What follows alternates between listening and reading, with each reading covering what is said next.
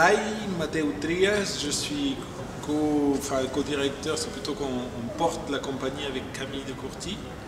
Barreau-d'Evel, donc Barreau-d'Evel Cirque Compagnie, une compagnie qui est implantée à côté de Toulouse, en région Occitanie maintenant. Et moi je suis né à Barcelone.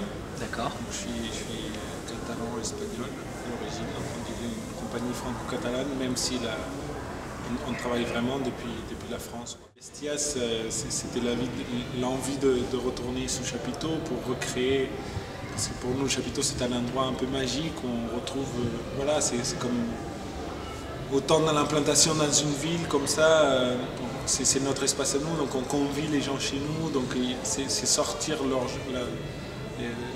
public, les faire rentrer dans un endroit qu'ils ne connaissent pas. Nous, ça nous permet de maîtriser bien l'espace. Du coup, en tant que le chapiteau comme scénographie, ça nous permet vraiment de retrouver chaque fois le même espace, donc ça nous permet d'être précis sur les sensations que le public va recevoir.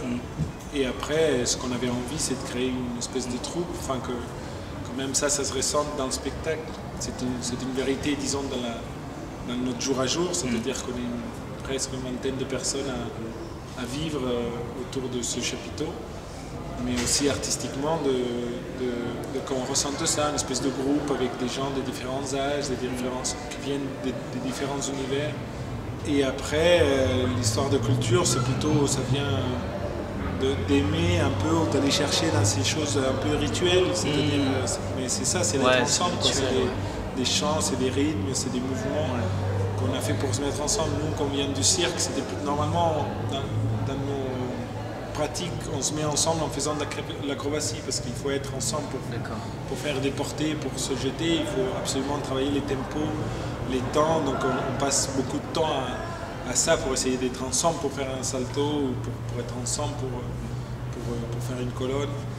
Et c'est vrai que sur ce spectacle, cette espèce de pratique d'être ensemble était plus tournée autour du rythme, autour du mouvement ou même des choses vocales.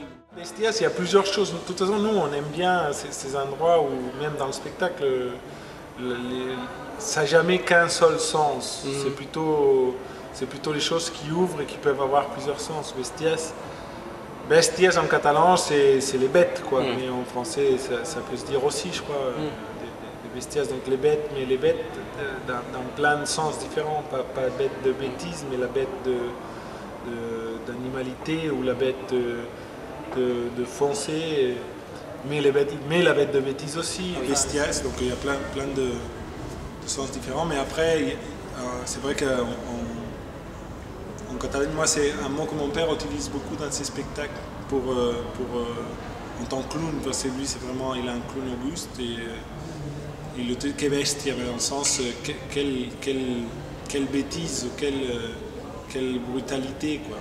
Je pense que ça nous plaît de mettre les animaux dans cet endroit-là pour plein de choses, parce que d'un côté, nous, on a l'impression d'apprendre vraiment beaucoup d'eux sur scène, sur des états, ils sont toujours justes, quoi. Eux, ils nous guident pas mal sur comment être sur scène, et puis aussi sur le fait de rester connecté à ce qu'on ressent, pas se laisser avoir par des choses psychologiques que nous on est très fort à faire, c'est-à-dire de se mettre la pression qu'il y a je sais pas qui, ou de se dire oh là là le public et tout ça, d'être vraiment ancré dans nous-mêmes. Enfin, il porte quelque chose que nous on trouve que justement c'est quelque chose que dans la société on perd de plus en plus. Donc c'est juste se mettre à côté d'eux pour essayer de humblement se mettre à la même place.